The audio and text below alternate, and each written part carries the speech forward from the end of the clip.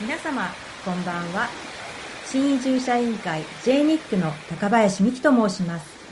先月から月1回の割合で、カナダ日系社会145年史セミナーを始めました。今日は第2回目となります。新移住者委員会は、全カナダ日系人協会 NAJC の傘下に今年設置された戦後に日本から。では続けます。先月はパイオニア移民の長野万蔵とその末裔5世代を追うという内容でした。今回は1880年代に始まる出稼ぎから定着へと移民の父と呼ばれる久野義兵の出身地、和歌山県三代村からの出稼ぎ労働者の足跡を追っていきます。さて、セミナーを始める前に、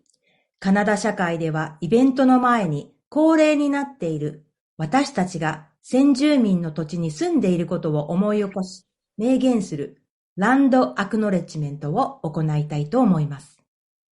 本日は司会の私、高林美希の住む BC 州ウェストバンクーバーから声をお届けします。私は先住民のことをカナダの大学でカナダ社会史として学びました。BC 州では数年前からソシアルスタディーズで世界史の量を減らし、先住民史を教えています。娘は9歳でレジデンシャルスクールについて学び、こんなことが二度と繰り返されてはいけないと述べています。息子は手先が器用で学校で先住民のドラムを作りました。先住民のホッケーメイトがいます。私自身はダイバーシティ・インクルージョン委員会に入っていて、そこでウェストバンクーバー学区の保護者向けの先住民についてのセミナーや、レジデンシャルスクールの語りの会の人たちは、スコーミッシュネーション、マスキームネーション、スレイル・ウォートスネーションが何千年も前から住み続けてきた譲渡されていないこの土地に暮らしていることを認めます。ここに住む先住民族の存在を認め、彼らと周辺の山、海、川や動物とのつながりを尊重いたします。そして、共に大地の恵みを分かち合い、命を育ませてもらっていることに感謝いたします。それでは本日の講師を紹介いたします。講師は、元日経ボイス編集者、フリーランスライター、コラムニストの田中祐介さんです。田中さんは多くの歴史文献の翻訳をこなし、マリコ、アマリカ、お松著、ほろ苦い勝利により、カナダ首相翻訳文学賞も受賞されております。皆様に参加にあたっての4つのお願いがあります。マイクはミュートでお願いいたします。ビデオカメラはなるべくオンでお願いいたします。画面に映りたくない方はどうぞオフにしてください。質問はなるべく簡潔にチャットボックスに書き込んでください。録画、録音、撮影はご遠慮ください。それではお待たせしました。田中さんに40分ほどのトークをお願いします。はい、こんにちは、田中です。よろしくお願いします。今のミキさんのお話、ランドアクノレジメントですね。先住民の土地への敬意表明、この言葉を聞きながら思うのですが、カナダは今でこそダイバーシティ、多様性の国を標榜していますけれども、多様性が確立されたのはたった40年前のことです。1982年にコンスティテューションアクト、憲法ですね。憲法令が制定されました。そして1988年にマルティカルチャリズムアクト、多文化主義法が制定されて、やっと多様性が制度として確立されたわけです。この写真がその憲法令の時の署名の写真ですね。真ん中にいるのが先日亡くなった英国のエリザベス女王。左が当時のピエール・トルードー首相です。今のジャスティン・トルードー首相のお父さんです。遡って、1946年、第二次世界大戦が終わった翌年ですね。日系カナダ人約4000人弱が日本へ送られました。我々、白人の国カナダから出てってくれという実質的なこれは追放されたわけですけれども、英国国王がその追放令に署名して、なされたわけです。今からたった77年前、カナダは白人の国だという声が普通にまかり通っていたことを忘れてはいけないと思います。次にこの写真をご覧ください。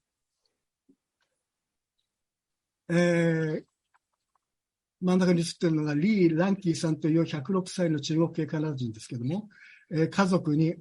お祝いされています。何をお祝いされていたのかということですけれどもね、この彼が抱えている、この真ん中に抱えているのが、額縁に入っているのが The Last Spike と呼ばれる歴史的記念物です。日本語で言うと最後の秒とか釘という意味ですけれども、この写真自体は2006年、に、撮られたものですけれども、この106歳のこの方と、それから、この秒、これはこの過去100年間のカナダ社会の変化を見事に浮き彫りにしているというふうに思います。19世紀後半、CPR、カナダ太平洋鉄道の太平洋横断鉄道の建設は、カナダ政府にとっては小備の級の課題でした。BC 州、ブリティッシュコロンビア州ですね、にとっては当時の政治経済の中心である東部モントリオールが経済の第一都市でしたけれども、この東部と鉄道でつながっていなければカナダ連邦にとどまっているより米国に加盟した方が経済的な利益は大きかったからです。そこでカナダ政府は急遽、1881年からですね、中国から大量に、鉄道建設労働者を中国から受け入れました。そして、1885年、カナダ横断鉄道が完成しました。で、最後の枕木に打ち込まれた秒が、この象徴的なものですね、シンボルですね。この秒がこの The Last Spike なわけです。しかしながら、この横断鉄道の完成は1万5000人の中国人労働者にとっては失業を意味しました。同じ年、政府は中国人一人一人の入国に対して$50の人頭税、人の頭税、ヘッドタックスですね。これをかけて流入を減らし、一方で BC 州は公共事業への中国人の雇用を禁止しました。人頭税は1903年には実にその10倍のどんどん上げられていったわけです。10倍の$500まで上げられました。これは労働者にとっては3年間分の収入だったと言います。にもかかわらず、人頭税をなんとか工面してですね、妻や子を呼び寄せる中国人たちがたくさんいたそうです。そして、カナダ政府はダメ押しとしてですね、1923年にチャイニーズ・エクスクルージョン・アクト、中国人排斥法、これを施行しました。これによって中国人の流入は一切禁じられました。これは戦後の1948年まで続きます。この人種差別法ですね。この人種差別法は中国系のコミュニティに負の遺産を残しました。1980年代、当時の中国系カナダ人コミュニティはカナダ全体で大体60万人くらいなものでしたけども、そのほとんどが香港からの労働者あるいは学生たちでした。まだ20代、30代が多かったわけです。トロントやバンクーバーでこの人頭税に反対する、に対する、かつての人頭税に対する謝罪と補償をカナダ政府から求める運動が起きました。で、この運動をですね、一気に加勢した、勢いづけたのが日系リードレス運動だったわけです。そして1988年、日系カナダ人のリードレス合意が彼らを非常にインスパイア、励ましたわけですね。ですからこの1992年、中国系カナダ人たちはその4年前に日系人が行ったようにオタワ連邦議会堂の議事堂の前で大規模なデモをしました。当時の NAJC 会長アート・ミキが駆けつけて連帯の挨拶をしています。そして地元の日系人も数人集会に駆けつけてくれました。そしてこの写真を撮ってくれたわけです。で、これが日系ボイスに載った写真ですけれども、このデモの時の実行委員会の議長、ゲイリー・イーはマリカ・オマス著ビター・スイート・パーセージ、この本ですね。この本を愛読し、もちろんこれ日本語じゃなくて英語のオリジナルですが、そのビタースイートパッセージを愛読して、その一節をスピーチの中でよく引用していたと、僕は聞きました。そして2006年、中国系カナダ人社会は、カナダ政府から謝罪と補償を受け取りました、勝ち取りました。それは保守党政権のハーパー首相の時でした。しかし、生存者はたった数十人だったということです。ですから、このリー・ランキーさん、生き延びた一人だったわけですね。そしてこれがそのお祝いの場面の写真です。このポスターは In the Shadow of Gold Mountain 金の山の影という意味ですけれども、これは人頭税問題を取り上げた初めてのドキュメンタリー映画でした。検索すればこの映画は YouTube で見られます。で、左のこの写真の左のカレン・チョウ、今回 NAJC のシンポジウムに出てきたと思いますけども、彼女はまだこの頃学生だったと思いますけどもね、この若い映像作家がこの映画を撮って、一躍有名になります。スターになります。私はこのプレミアショーに出たんで、よく覚えてますけども。で、この写真がプレミアショーの時の写真で、右にいるのはエイリー・ゴーという弁護士です。で、この当時は CCNC、Chinese Canadian National Council、中国系カナダ人協会の会長でした。長々と時代説明をしましたけども、時代背景を説明しましたけども、結局、人種差別のツケというのはですね、誠に大きいと言えると思います。こうして1885年以降、中国人の流入が激減して、そしてその代わりに日系人が激増していったということになります。そして、ここで、工藤義平さんの登場になりますね。1888年、工藤義平さん。工藤義平さんはフレーザー川の岸に立って、鮭の大群を目の当たりにします。そして早速、出身地の和歌山県三尾村に報告しました。その後、続々と出稼ぎがやってきて、数年後には2000人の集落がスティーブストンに形成されました。義平さんは、食料品販売だとか下宿屋、ボーディングハウスと呼ばれましたけども、下宿屋を経営しながら、三尾村同志会を立ち上げ、出稼ぎたちの支援を続けましたが、残念ながら、持病のリウマチが悪化して、三尾に戻って63歳でお亡くなりになったということです。さて、出稼ぎたちですね。続々と集まってきて集落をこしらえた出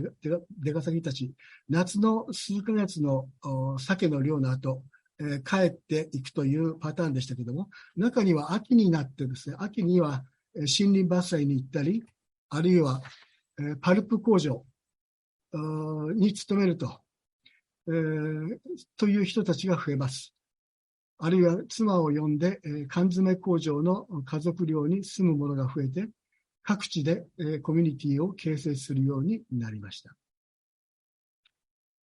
これら長期滞在者たちは、キャナリーと呼ばれるキャンを作るからキャナリーです。缶詰会社ですね。缶詰会社の寮に住んで、ボートや網ですね。網などの道具などをキャナリーから借りて仕事をしました。当然、労働対価である鮭の単価も資本家、つまりキャナリーの統制下にあったわけです。そしてその上に、厳然たる人種と民族に基づく賃金格差がありました。一番上は白人ですね。それから日本人、中国人の順でした。なぜ中国人の賃金が一番低いかと言いますと、理由は簡単です。彼らは BC 州の法律では公共事業の仕事は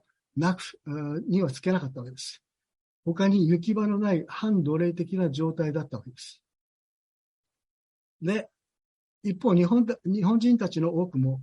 粗末な平底ボート、スカウと呼ばれましたけども、スカウという平底ボートですね。この水上生活者たちが非常に多く、生活環境は不衛生この上なく、多くの独身者たちが、独身の男たちが酒、博打、あるいは女郎買いというですね、これは売春ですね。これに明け暮れる悲惨なものだったと言います。もちろんこれは久野義平さんの責任ではありませんけれども、出稼ぎが急増するにつれて風紀が乱れ、生活が進むのは当然の帰結だったと言えるでしょう。そして問題はですね、ここで伝染病が広がるわけです。1895年、出稼ぎたちの行状を憂えたクリスチャンで歯科医の山村梅次郎が缶詰工場の敷地を借りて、日本人の有志と共同で$2000を費やしてですね、キリスト教会堂を建てました。彼はつまり宗教倫理でもって、風紀を正そうとしたわけです。ところがこのキリスト教会の完成を待っていたのは信者ならぬ腸チフスの患者でした。1896年、つまり教会堂ができた次の年ですね、地元の聖マリア病院、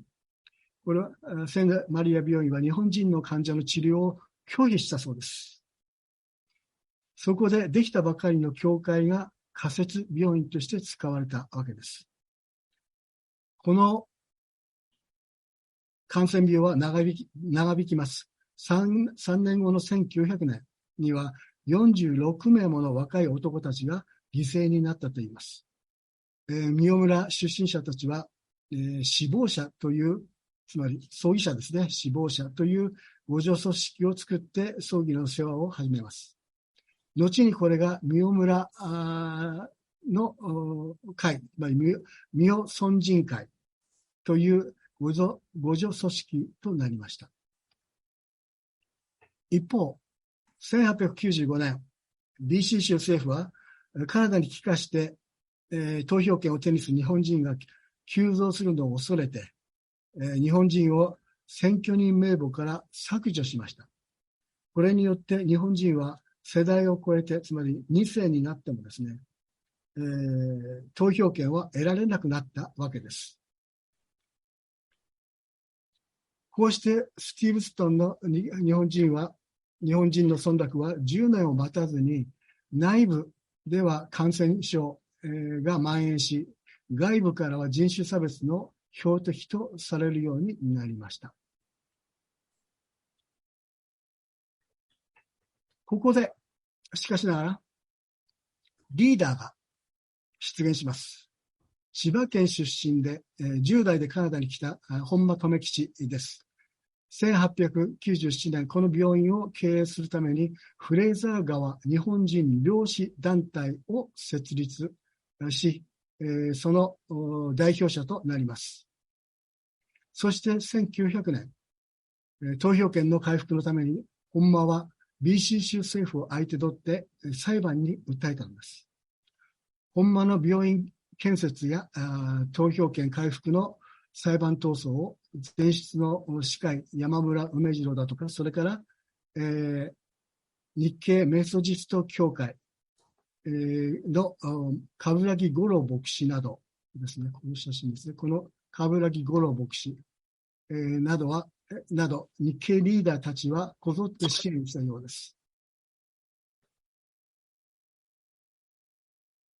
冠城五郎もちょっと説明させてください。冠城五郎も本間と同じ千葉県出身です。冠城は米国の大学の進学部を出ています。1880年代のことです。1896年に貿易商の田村新吉に壊れて、バンクーバーに建てられた初の日系人協会の主事として就任しました。つまり、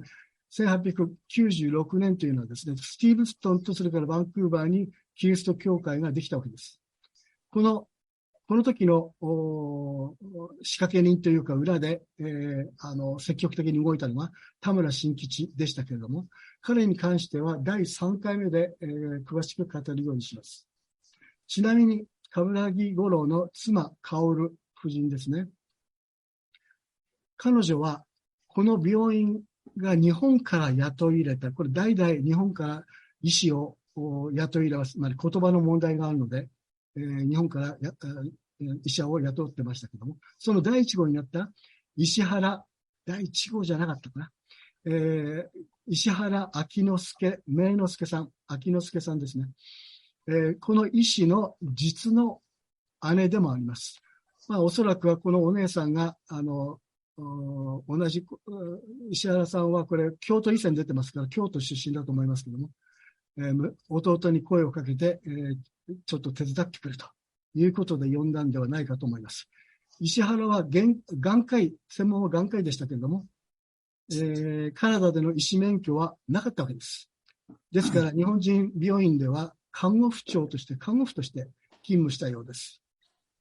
ただ、この日系人病院の経営は大変だったようです。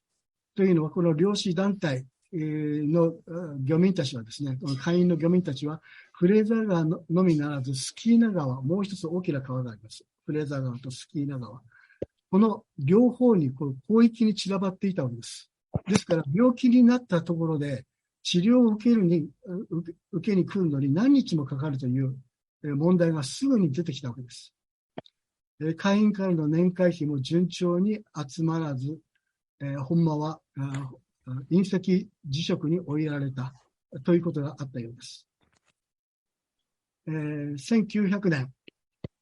フレーザー漁師団体は、この名前を変えます。フレーザー漁者団体に変えますけれども、漁師だけじゃなくて缶詰工場など漁業関係の労働者のための全体の団体として、機能するために漁者団体、日系漁者団体というふうに名前を変えます。この漁者団体は、これは戦争が始まる時まで続きます。この BC 州政府公認の慈善団体は、病院経営を主目的としているということがこれ明確になって、明確にされたわけです。そしてですね、この時に気の強さでは天下一品だと言われた山崎康を団体長に据えました。というのは、この両者団体は缶詰工場との鮭の単価の交渉、だいたい1応が10セントから20セントの間のこの攻防戦だったようですけれども、その交渉に当たりました。この両者団体ですね。この交渉に当たったわけですけれども、その他にですね、この交渉の他にしなければいけない非常に大きな問題があったんです。それは白人の両者団体、漁民たちの団体からの暴力的な妨害、これがあったわけです。これに対処しなくちゃいけない。だから気の強い、この親分が必要だったわけです。一方、白人の側からするとですね、彼らが鮭の単価をめぐってストライキ、缶詰工場との間でストライキを起こすと、必ずスキャブ、つまりスト破りとして、抜け駆けするのは日本人だったわけです。これを日本人の側から見るとですね、白人のストライキに加わると、即座に雇い主である缶詰工場から脅しがかかるわけです。宿泊施設への食物供給をストップして生活を脅かそうとする。ですから日本人団体は単独で白人とは違う単独の団体を作ってですね、この会社と交渉し、なんとかどこかで折り合いをつけなければならなかったわけです。記録によると、漁場での白人と日本人の争いはかなり熾烈だったようです。日本人が出漁しようとすると、白人の漁民たちが立ちふさがって阻止しようとする。日本人たちは日本帝国万歳と叫んで、睨み合うという緊張した場面があったようです。お分かりのようにですね、初期の日系カナダ人社会はキリスト教を信仰する人たちがリーダーとして、いたわけですね。そして北米への同化適用を目指していたわけです。ところがです。この流れが、1895年の日清戦争、それから1904年の日露戦争、この2つの戦争で急激に愛国主義に傾きます。日系社会、バンクーバーの日系社会はこれに伴ってですね、バンクーバーでの国民学校の開校。この国民学校というのは日本の文部省のカリキュラムに沿っていますけれども、それから仏教会の創立によって一気に日本回帰に、キリスト教からですね、日本回帰に転じていきます。以上、これが1880年代から日露戦争までの日系社会の動向です。